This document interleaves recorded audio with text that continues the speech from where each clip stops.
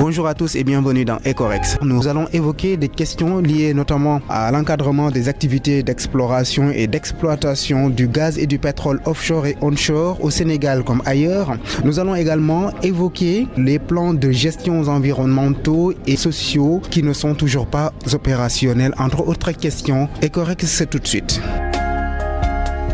L'entretien dans Ecorex. Professeur Ibrahima Ly, bonjour. Bonjour. Vous êtes directeur du laboratoire d'études et de recherche en politique, droit de l'environnement et de la santé, l'ERDES, à l'Université Cheikh Anta Diop de Dakar, membre du réseau des juristes africains de l'environnement depuis plusieurs années. Vous êtes également membre de la commission du droit de l'environnement de l'UINC, c'est l'Union internationale pour la conservation de la nature, entre autres casquettes. Voulez-vous nous énumérer les faiblesses du cadre juridique sénégalais comme international? Merci M. Abdou Diouf Junior. Le droit de l'environnement a un cadre juridique et institutionnel très varié qui n'a pas que des faiblesses. Il y a beaucoup d'avancées, beaucoup de forces, mais il y a quand même quelques faiblesses comme indiqué. Et ces faiblesses se situent d'abord au niveau du droit national, c'est-à-dire les textes en vigueur nécessitent une relecture pour une certaine harmonisation, pour éviter les contradictions ou pour éviter ce que j'appellerais les dissonances, autrement dit les variations de densité juridique à l'intérieur. C'est-à-dire que vous avez des dispositions très détaillées dans certains textes, alors que dans d'autres, elles sont très brièvement énumérées, présentées, ce qui fait... Et qui sont sujettes à interprétation. Oui, et quand ce n'est pas suffisamment détaillé, nécessairement, ceux qui vont être dans la situation de devoir appliquer la règle, ils vont quelquefois procéder à des interprétations, sans avoir le pouvoir des fois d'interpréter, parce qu'il faut être juriste pour connaître ces questions, ou alors il faut être spécialiste du pétrole ou du gaz, quand il s'agit de questions très techniques. Alors, c'est surtout au niveau des annexes que cela peut se poser. Elles sont bien rédigées, c'est des annexes très techniques, quelquefois faites par des experts. Mais pour le commun des mortels et pour les populations qui ne sont pas initiées, ça demande une explication, une traduction dans les langues nationales et des conférences de vulgarisation comme ce que l'Académie a bien voulu faire aujourd'hui. Existe-t-il des conventions internationales entièrement consacrées à l'encadrement des activités d'exploration et d'exploitation du gaz et du pétrole offshore comme onshore? Il y en a plusieurs, mais il n'y a pas une seule qui couvre tous les domaines énumérés, comme je l'ai dit dans ma présentation. Il n'y a pas une convention type dans laquelle vous verrez toutes ces questions présentées et résolues. Comment vous expliquez cela? Tout simplement parce que les conventions sont diverses. Généralement, c'est à travers leurs intitulés qu'on comprend leur objet et leur champ d'application. Quand une convention, je prends la convention d'Abidjan, par exemple, sur la gestion du milieu marin et des zones côtières, elle concerne le milieu marin. Son champ d'application, c'est le milieu marin et les zones côtières. Mais comme ce milieu est très vaste, il fallait des textes supplémentaires pour toucher à des questions particulières pouvant survenir au niveau de ces écosystèmes. C'est la raison pour laquelle il y a aujourd'hui un protocole sur la gestion du pétrole offshore. Et ce texte est spécifique. C'est la raison pour laquelle il faut une certaine harmonisation entre le texte de la convention, le protocole d'application, ça c'est déjà fait, mais il faudrait que les droits nationaux qui vont constituer l'élément principal d'application au niveau du pays, il faudrait que ces droits nationaux soient mis à jour par rapport au protocole. Et cela est un travail très technique, il faut le faire. Je pense que les autorités des différents pays sont en train de le faire. Certaines dispositions peuvent être applicables, mais il faut toujours des mesures nationales d'application. Et cela pose problème. Les seules situations, les seules hypothèses, et ça c'est le droit communautaire, où on n'a pas besoin de ratification, c'est les règlements de l'UEMOA ou la CEDEAO qui sont d'application directe. Et ça, les juristes se satisfont plus de l'application directe des règlements. Mais toutes les fois qu'on a besoin d'une ratification d'une convention et que ce processus de ratification n'arrive pas à son terme pour permettre l'entrée en vigueur de la convention, on a un blocage. C'est ce qui est arrivé à la convention de Maputo, élaborée au sein de l'Union africaine, qui date de 2003. Et tenez-vous bien, ce protocole, cette convention de Maputo n'a obtenu ses 15 ratifications qu'en 2016. Vous vous rendez compte? 2003-2016. 13 ans pour obtenir l'accord des États. 15 ratifications il fallait. Il nous a fallu 13 ans pour cela. Alors que dans le même temps, l'accord de Paris de 2015, on a obtenu les ratifications en un temps record. Qu'est-ce qui explique cela pour vous? C'est l'intérêt des États, c'est tout. Bon, tout le monde est penché sur le climat aujourd'hui et c'est l'intérêt des États qui fait... Plus spécifiquement, professeur Ibrahima Ly, il y a la loi sur le littoral. Où l'a-t-on rangé cette loi? Ce n'est pas encore une loi, c'est un projet de loi. Mais c'est un projet quand même qui dure depuis qu'il est... Je pense qu'il faut demander ça à tous les acteurs du processus d'adoption de cette loi parce que... Elle aurait dû régler quoi? Quel problème? Le projet de loi littoral son contenu portait sur la gestion du littoral. Et tous les problèmes qui se posent au niveau du littoral étaient abordés et discutés dans le cadre de ce projet de loi. Mais comme ce n'est pas adopté, c'est resté un projet et c'est dans les tiroirs. Je pense qu'il faut demander ça au pouvoir public. Mais je dois dire que dans le même temps, il existe une loi qui est toujours en vigueur, qui date de 1976. C'est le Code du domaine de l'État. Le Code du domaine de l'État n'a pas la même consistance que la loi littorale, mais en tout cas, ce Code du domaine de l'État concerne plusieurs éléments qui peuvent être pris en compte dans la gestion du milieu marin et du littoral. Merci beaucoup, professeur Ibrahim Ali. Merci beaucoup, Abdou Diouf Junior. Directeur du laboratoire d'études et de recherche en politique, droit de l'environnement et de la santé, l'ERCDES, membre du réseau des juristes africains de l'environnement depuis plusieurs années. Vous êtes également membre de la commission du droit de l'environnement de l'UINC. Merci d'avoir été avec nous ce matin.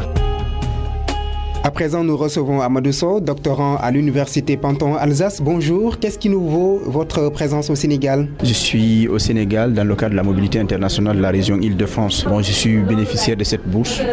J'ai choisi le Sénégal parce que, vu la proximité entre le Sénégal et la Guinée, et ma vocation après cette thèse, c'est venir travailler en Afrique. Et vous travaillez sur quel thème? L'analyse des principes fondamentaux du droit de l'environnement dans les conventions régionales pour la lutte contre la pollution marine. Pourquoi, malgré toutes les conventions ratifiées, des pays africains peinent à respecter les engagements pris vis-à-vis de l'environnement? En Afrique, nous signons beaucoup de conventions. Il y a l'infraction vraiment normative, mais cette infraction normative ne reflète pas la qualité du travail. En fait, c'est que ce n'est pas parce qu'on a légiféré et que cela garantit l'effectivité ou l'efficacité sur le terrain. Pour preuve, le professeur Lee a évoqué la convention d'Abidjan. C'est une convention depuis le 23 mars 1981. Mais aujourd'hui, nos côtes sont polluées et c'est invivable. Pour ironiser un peu, il y a plus de plastique que de poissons dans certaines plages, en Guinée ou dans d'autres pays. Selon vous, pourquoi on peine toujours à en arriver à l'application de ces conventions, de ces lois? Eh bien, la question elle est vraiment pertinente et c'est surtout parce que c'est les moyens de mise en œuvre. Parce qu'en environnement, d'ailleurs, le droit de l'environnement est un droit, ce qu'on appelle soft law, c'est un droit mou. Il y a plus de déclarations, d'intentions que des actions concrètes.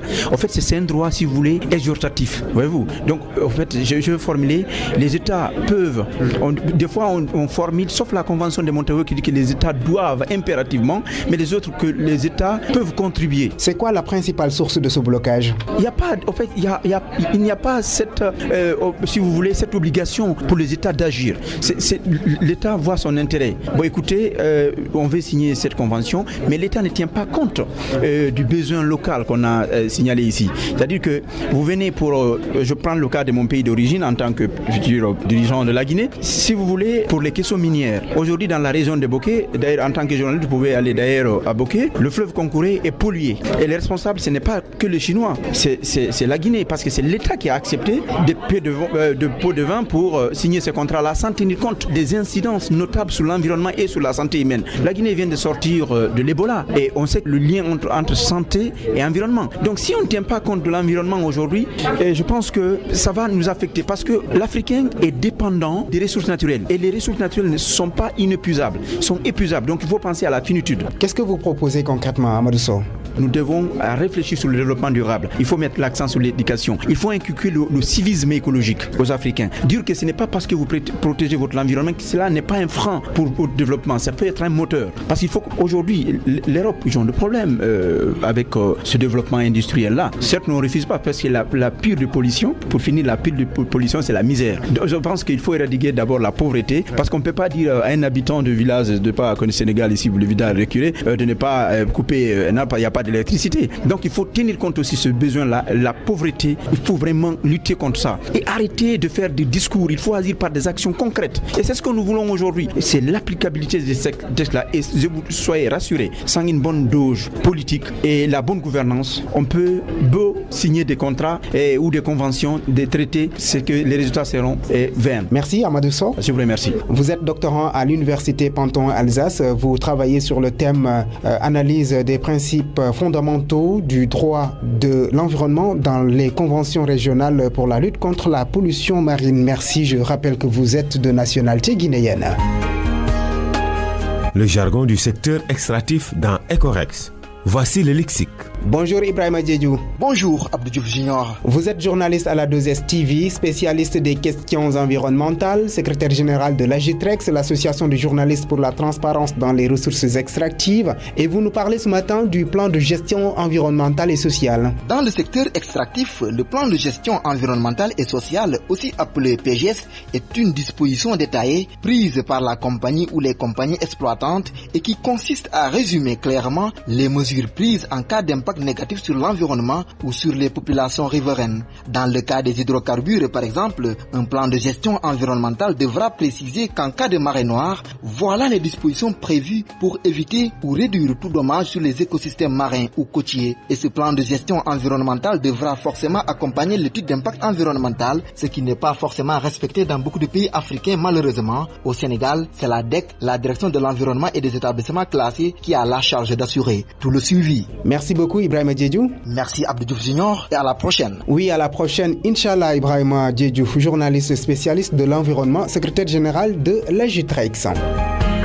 Ecorex, les rendez-vous. Le Comité national de l'initiative pour la transparence dans les industries extractives, l'ITIE, organise du mardi 3 au jeudi 5 mars une série d'activités de partage du 6e rapport ITIE portant sur l'année fiscale 2018, dénommée Semaine de l'ITIE dans la région de Matam. Vous pouvez réécouter cette émission sur rfm.sn. Ecorex, c'est fini. Merci de l'avoir suivi. À samedi prochain pour un nouveau regard sur nos ressources extractives.